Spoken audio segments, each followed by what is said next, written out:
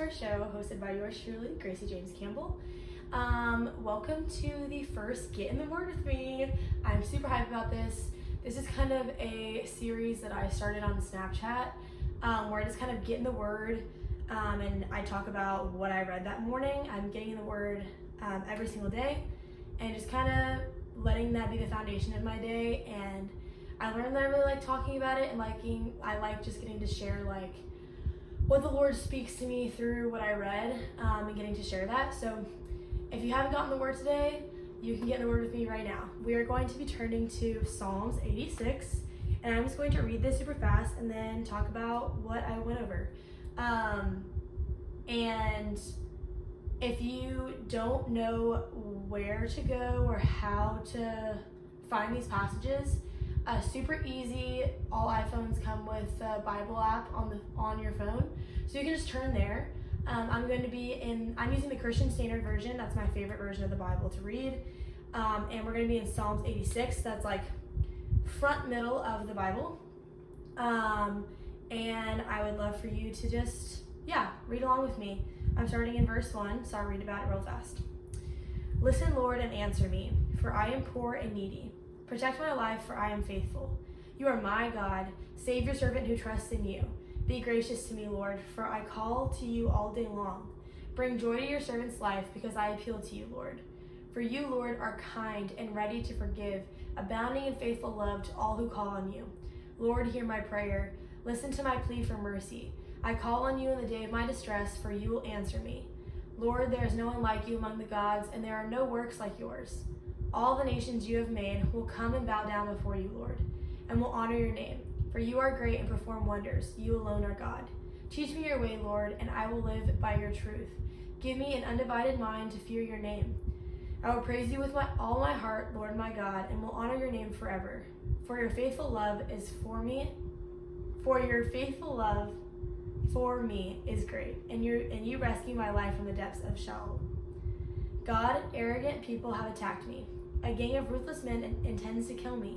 They do not let you guide them. But you, Lord, are a compassionate and gracious God, slow to anger and abounding in faithful love and truth. Turn to me and be gracious to me. Give your strength to your servant. Save the son of your female servant. Show me a sign of your goodness. My enemies will see and be put to shame, because you, Lord, have helped and comforted me.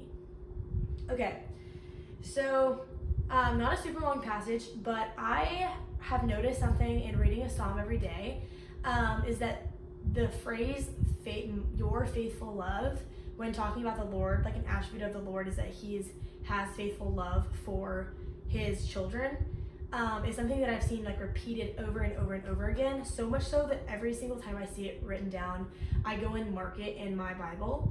I'm a big note taker, and that's just something that I've noticed a lot. So it's highlighted, and I write it out every single time, and it's just like a reminder that like it says, for your faithful love is for me is great. And I think about how like, the Lord doesn't need faith to love us, right? He created us. He knows exactly who we are. He knit us in our mother's womb. He knows exactly who we are as beings, exactly who we were, who we're going to be, all the trials we're going to go through, all the struggles we're going to face. And yet it says he has faithful love for me. And at the beginning of the passage it says, protect my life, for I am faithful. And when I think about the word faith, I think so much more about like what me as a human can do to like have faith in the Lord. And like for me, I really do like struggle with doubt of like just what the Lord has planned for my life, because things come up, struggles come up, hardships come up, things in my life have like feel like roadblocks, and I'm like, Lord, why is this happening? Like I feel like I'm being faithful to you. Like why are these things happening? And I make those things so big in my life when really they're like small little things that I'm like passing over and that are important in the path that the Lord has planned out for me. But it takes faith to realize that like, okay, Lord, like this is here for a reason. Like I'm struggling with this for a reason. I went through that for a reason. This is not easy for a reason. And like that's something that's really hard to get grasp of, and something I'm trying to teach myself continuously. But it says, you just need the faith the size of a mustard seed, which is so tiny. You just need a little bit of faith in the Lord and what he's going to do for you, for him to do big work. And so, yeah, I love that. It says, for I am faithful and he protects my life. And he does protect our life. For the rest of this passage, the thing that really stuck out to me is just the attributes of the Lord that it lists. So from verse 5 to 17, it talks about, like, there's all these different attributes of the Lord that it just kind of like calls out. Lord, you are kind and ready to forgive, and etc. I'm gonna read the ones that I wrote down. It says, I put, my Lord is kind, he's ready to forgive, he's abounding in faithful love, compassionate, gracious, slow to anger, truthful, my comforter and my helper. And this is something that I struggle with as well, because I think as Christians, we try to be perfect so much of the time because we feel like, or at least I feel like, I need to look the right way. I need to say the right thing. I need to do the right thing. Because, like, if I do the wrong thing, then I'm improperly representing the Lord and, like, who Jesus is. Like, I'm a failure if I don't do these things. And, like, the Lord does not ask us to be perfect. He knows that we are not perfect. He knows that the only perfect person that has ever lived is his son, Jesus Christ. He's the only person who's come down to earth and lived a completely perfect life, a sinless life, done nothing wrong. The only person. And he does not expect us to live a perfect life, because that's just something that's not attainable. But he does want us to have a relationship with him, and he does want us to become more like him. And when I say like more like him, I don't mean like more perfect, because that's not something we can do. But we can have more of the attributes of the Lord, like it's listing. I can be more kind. I can be more easily to forgive people around me. I can have better, stronger, faithful love. I can be more compassionate. I can be more gracious. I can be slower to anger, and that's a hard one. I can be truthful, and I can comfort those around me, and I can be a good helper. And those are all things that, like, the Lord is, and that Jesus was and is and always will be.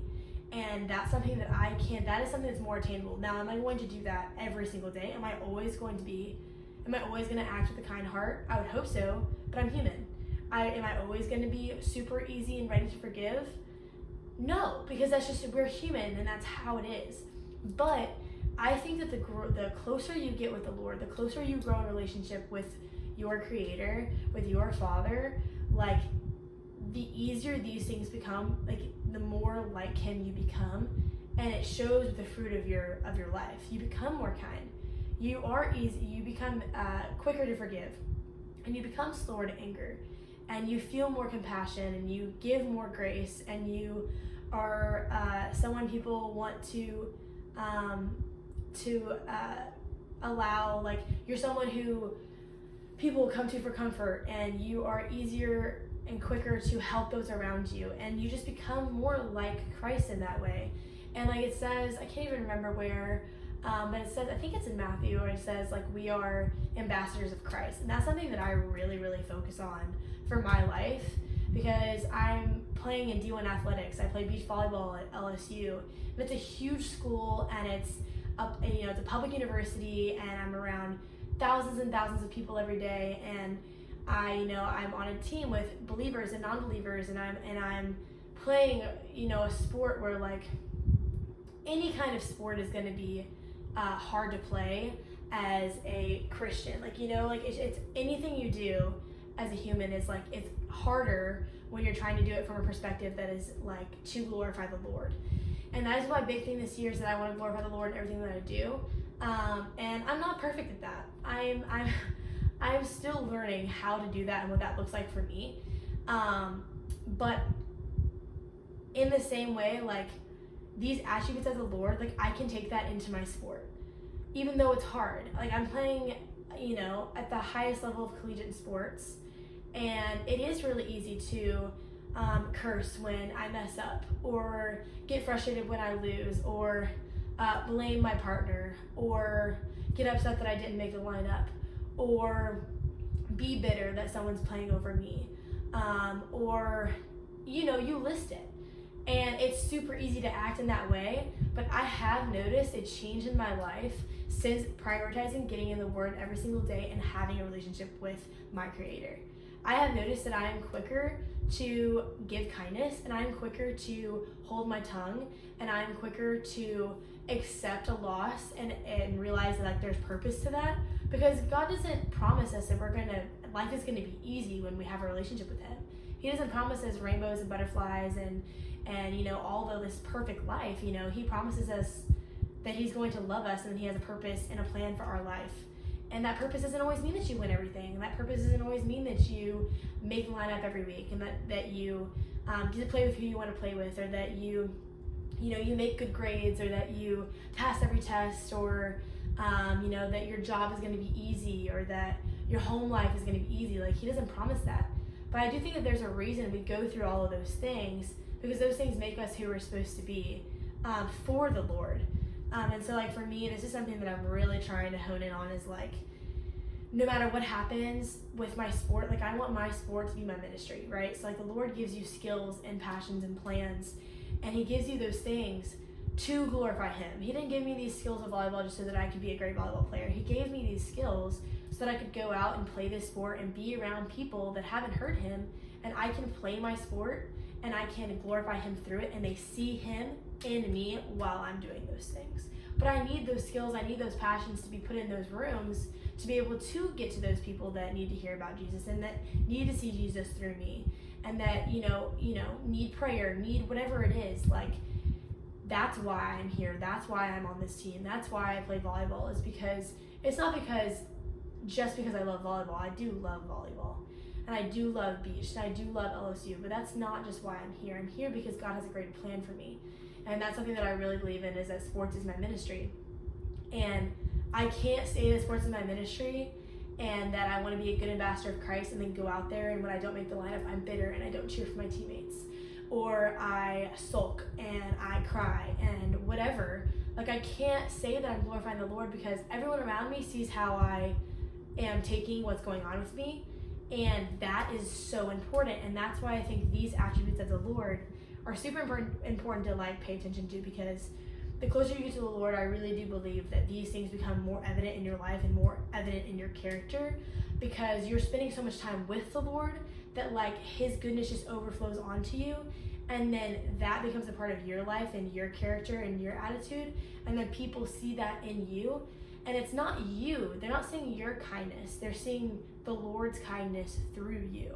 And that's just the part that's like really crazy, and the part that I feel like the Lord really transformed in me, even really just since like January of this year, like that I have just like really grown in accepting that like the outcome is already written, like the Lord already knows how this weekend of volleyball is going to go for me, and I have to be okay with however that goes. So I'm going to go into this weekend and I'm going to be the best teammate that I possibly can. I'm going to cheer the loudest.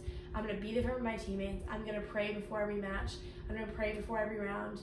I'm going to give 100% effort, because that's what the Lord would want me to do. And I'm going to do that with a confident faith that the Lord has a plan, and that no matter what happens this weekend, His will be done, and I'm going to glorify Him through that process.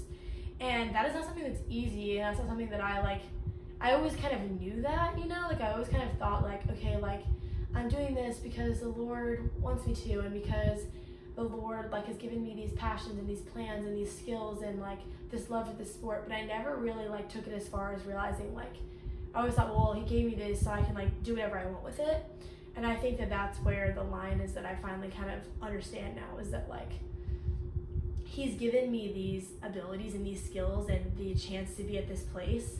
So like I'm going to give everything back to Him, and that means that I give Him my heart, my tongue, my mind, my soul, my spirit, my heart posture, my body. Like I'm giving Him all of that in this time of playing and in this time of living. I'm going to glorify Him. I'm going to let my communication with others, my play, my winning, my losing, I want it all to be worship to Him. And so that's something that I really got from this. It's just that like the closer I get to the Lord, the more I become like His overflow of kindness and compassion and grace. And I want to grow in those things, and I think so easily I try to like grow in those things in other ways, like, okay, I need to be better at forgiving, or I need to be kinder, and you try to do those things, and like you can be successful at them, but then in other ways you kind of like fall short or it's not genuine. But when you grow closer to the Lord, like it is a genuine kindness, it is a genuine grace.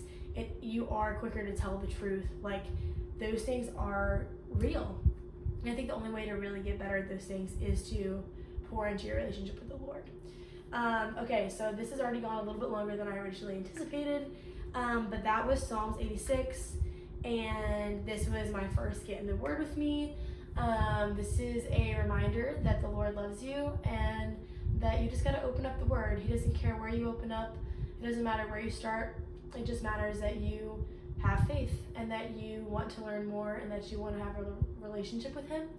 So yeah, if you want to not just listen to this but also watch it, you can go to my YouTube. I believe it's Gracie James on YouTube. I am videoing this as well, and I'm going to upload it later. Yeah, I'm gonna put my my socials in the comments below if you feel like giving a follow, just to follow along on other platforms. Thank you for being here for my first Get in the Word with me. Can't wait to do more, and I hope that you guys have a great day. Jesus loves you. All right, bye guys.